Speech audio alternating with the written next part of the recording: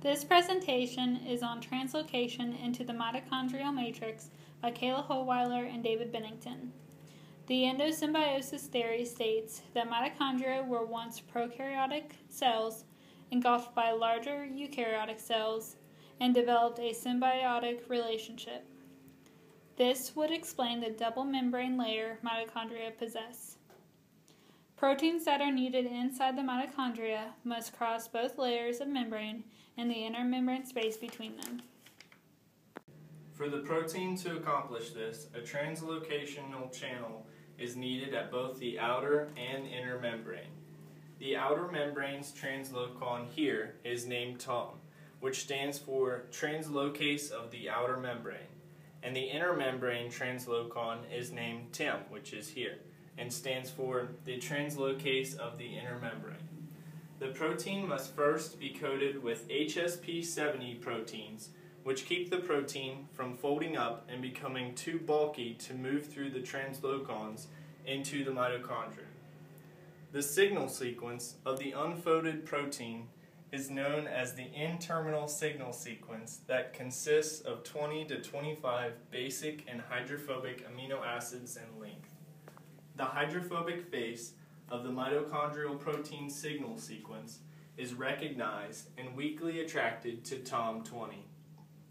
A second attraction is needed to move the protein closer to the outer membrane's translocon.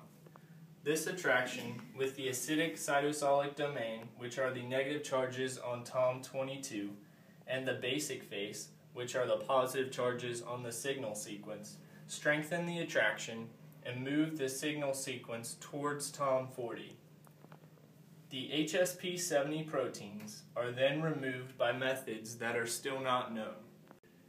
TOM40 then translocates the protein from the outer membrane toward the inner membrane through the inner membrane space. Once in the inner membrane space, the protein is attracted to TIM complex proteins TIM23 and TIM50, which act like the outer membrane proteins TOM20 and TOM22. TIM23 and TIM50 pull the protein toward the inner membrane translocons TIM17 and TIM44.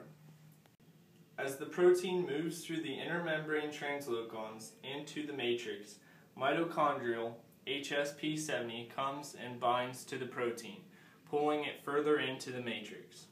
ATP then comes and binds to remove the HSP70 and changes to ADP.